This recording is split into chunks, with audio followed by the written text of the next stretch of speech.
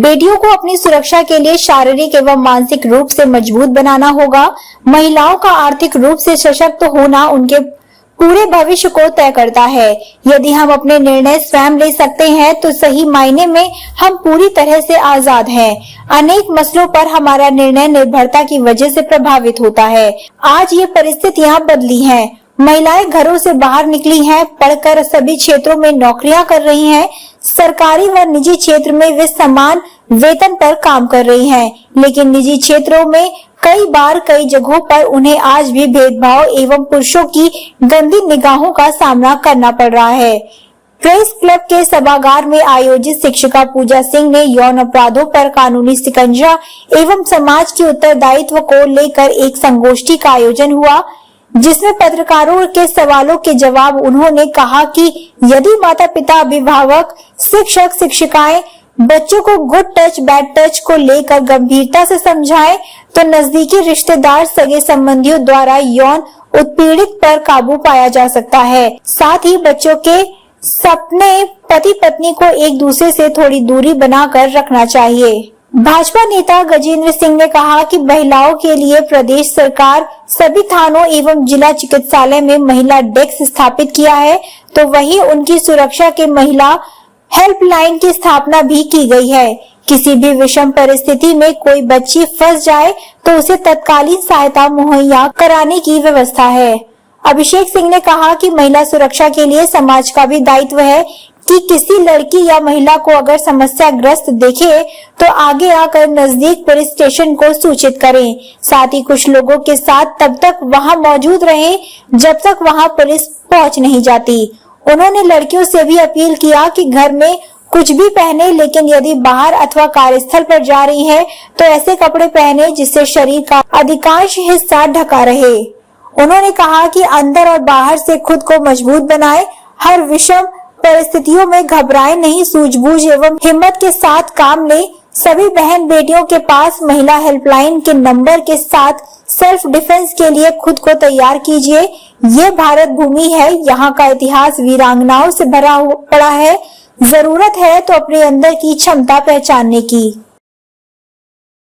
यौन अपराध क्या है, इसके बारे में हमें स्त्री पुरुष को अलग करके नहीं सोचना है, साथ में सोचना है। और ये समाज ही बदलेगा तभी युग ये सुधरेगा। यौन पीड़न पुरुष के साथ भी हो रहा है, महिलाओं के साथ भी हो रहा है, बच्चियों के साथ हो रहा है, पुरुष बच्चों के साथ भी हो रहा है। इसको रोकने के लिए हमें आपको जागरूक होने की जरूरत है। हर जगह पुलिस सरकार नहीं आएगी, हमें को भयमुक्त समाज और निडर समाज बनाना है। महिलाओं को अपने आत्मरक्षा के गुर सीखने चाहिए। जैसे संविधान में आर्टिकल 14 अनुच्छेद 14 दिया हुआ है, समता का अधिकार, राइट टू इक्वलिटी। बट ये हमें दिया क्यों गया है?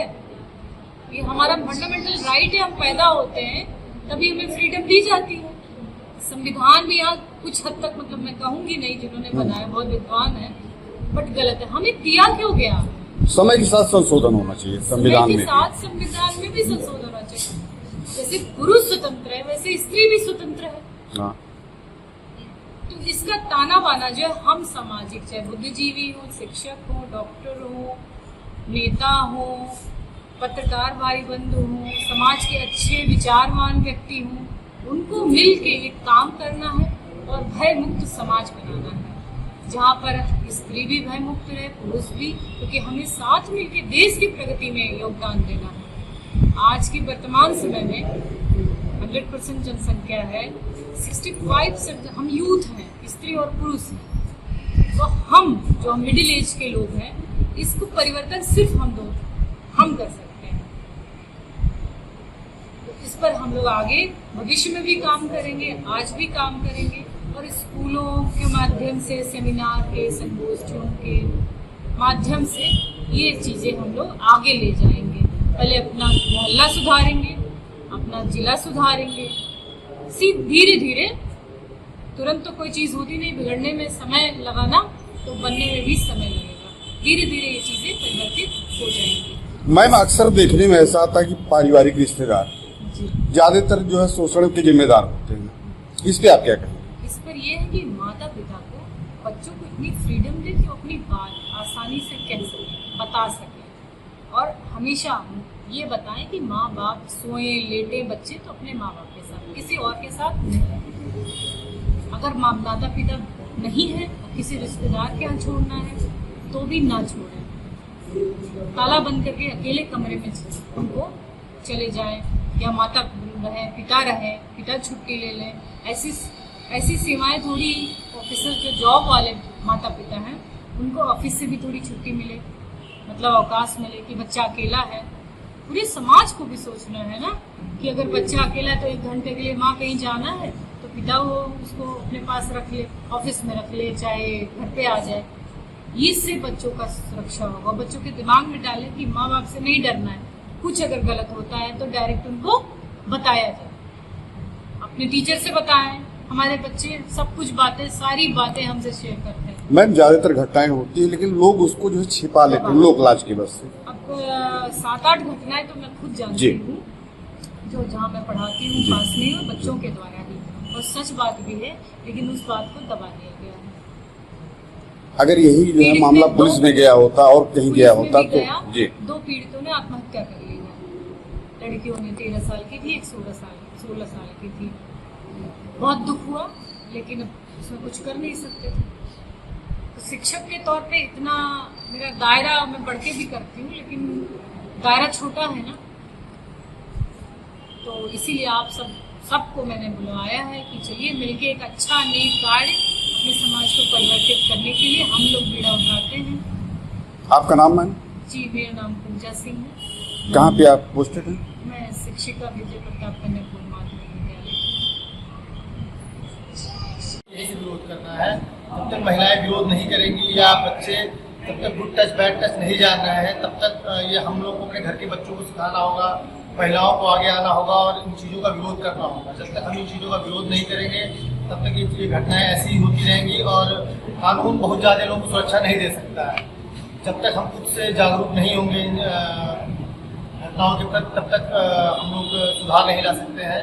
और हमें अपने बच्चों को प्राइमरी स्तर से, जैसे कि सर बताया कि बच्चों को स्कूल में चल रहा है, तो स्कूल के लेवल से ही बच्चों को ये ट्रेन करना होगा, सभी लड़की लड़कियों सभी को, तभी हम लोग सुरक्षित समाज बना सकते हैं। जब तक उनको ये नहीं पता होगा कि अच्छा क्या होता है, बुरा क्या होता है, किससे कैसा व्यवहार करना चाहिए, क्योंकि आजकल मोबाइल की जो बढ़ रही है, मोबाइल जिस तरह से बढ़ रहा है और हम लोग पाश्चात्य सभ्यता की तरफ ज़्यादा बढ़ते जा रहे हैं, उससे हम लोग समझ नहीं पाते हैं किस तरह से बिहेव करना है दूसरे के साथ। और कपड़े का जो अभी आपने कहा था कि मेरी समझ से महिलाओं को कपड़े का थोड़ा सा विशेष ध्यान रखना चाहिए कि मान लीजिए बच्चों का तो नहीं कुछ होता है ऐसा, उनकी मानसिकता होती है वो करते ही नहीं करते हैं, लेकिन कपड़ा एक महिलाओं को, मेरा मानना है ऐसा कि महिलाओं को सुरक्षित मतलब करना चाहिए। अगर कपड़े का दिखावा ज़्यादा होता है तो उसमें मतलब अगर मानसिकता लोगों की बढ़ती है। इन्होंने मेरे साथ ऐसा किया, माता पिता से बतावे और उनकी जब बदनामी का डर होगा तो दोबारा मुड़ के ताकेंगे नहीं, देखेंगे नहीं उस तरफ। बच्चों को ही ये और महिलाओं को ही अपनी उत्पीड़न को रोकने का पूरा सहयोग करना।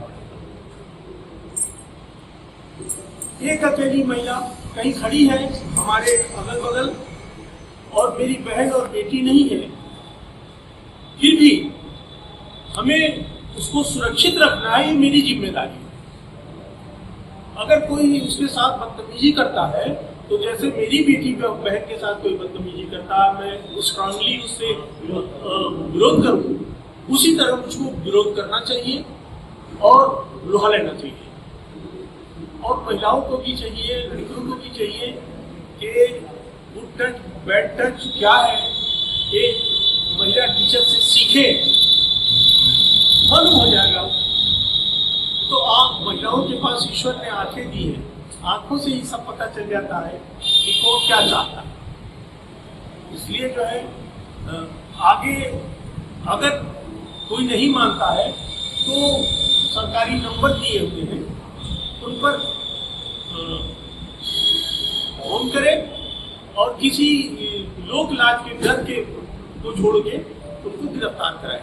बेबाक खबरों के लिए हमारे YouTube चैनल को सब्सक्राइब करें, देश प्रदेश एवं स्थानीय खबरों के लिए हमारे वेबसाइट www.bntlive.com पर लॉगिन करें। साथ ही Facebook, Twitter, Telegram, Instagram, LinkedIn पर भी फॉलो कर सकते हैं। धन्यवाद।